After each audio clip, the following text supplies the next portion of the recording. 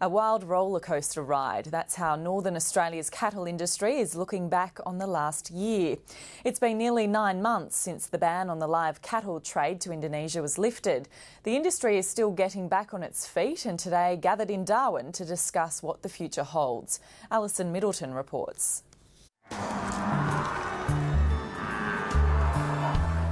It's been a rough ride for Northern Australia's cattle industry since the ban on live exports to Indonesia 9 months ago.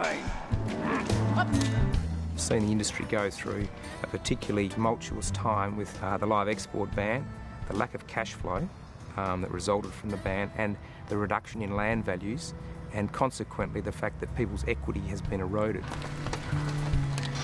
It's been an incredibly wild ride. The industry will take years to recover. The trade will take years to recover. How would you describe the last year? A roller coaster, probably with more downs than ups. I think the suspension probably marked one of the lowest points in the history of the Northern Australian cattle industry. The Underwood family own Riverine and Inverway stations in the Northern Territory's Victoria River District. When the federal government suspended the live cattle trade last June, the Underwoods' main market disappeared.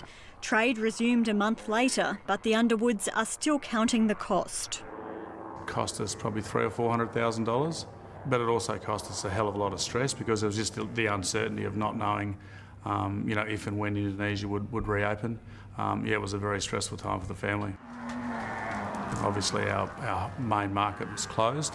We did put some cattle into Vietnam and the Philippines, and we also sent some cows right across Australia down to New South Wales and Victoria. But obviously, with those markets were big discounts, and it cost us a lot of money. Tom Stockwell runs cattle in the Daly Waters region. He also depends on the live cattle trade with Indonesia. We had to go back to a bare bones operation, and I guess it meant a lot more work for the family, really, because we tried to cut back on labour where we could and that sort of thing. So it was really just paring back. Longer term, there have been really big implications on the value of the land. It took another month for trade to resume after the ban was lifted in July. The market bounced back as 2011 drew to an end. In December, we were basically getting record cattle prices, and we were looking, ahead to a good season. But then Indonesia announced it was almost halving imports of Australian cattle for 2012 as part of a move towards self-sufficiency in beef production. In effect, we've gone from about 750,000 out of North Australia back to 250,000. So there's 500,000 cattle floating that have got to find other homes at the moment. Indonesia is expected to increase imports of live cattle from Northern Australia this quarter. The cattle producers say that will still be less than previous years. I think that's probably around half of what would normally go out. Normally April, May, June is the really peak time for cattle to go out. It's when people can get back on country. Everybody needs to make money. It's still not enough. If Indonesia sticks with the 283,000, we're only talking about 100,000 for the second half of the year, which is not many cattle at all. While Indonesia aims to supply its own beef by 2014, Australia's cattle industry doesn't believe that's possible. The industry says that with its growing population and burgeoning middle class, Indonesia will always need to import beef. They look to increase their beef consumption.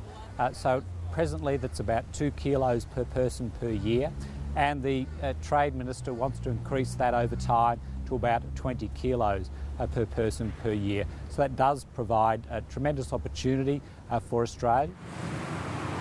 As those middle classes expand in Indonesia, we expect that there should be a rapid growth in beef consumption as well. It will then be a question as to whether the Indonesian supply will be sufficient to meet that. So we're quite optimistic that over time, with that growing beef demand in Indonesia, there will still be a need to import beef from other countries, including Australia. While Indonesia remains the main game for Northern Australian cattle producers, the industry has also been searching for new markets overseas. Those markets in total are still relatively small compared to the size of the Indonesian market, so I think further work will need to be done to make sure that there are a range of markets available for cattle producers. The live trade, I think, in 10 to 20 years' time will be bigger than it is now to more destinations. We're very good at growing cattle in Northern Australia. We've done it for many years. People are going to have to continue to become more efficient, but the long-term story is there. It's a good one. Alison Middleton reporting there.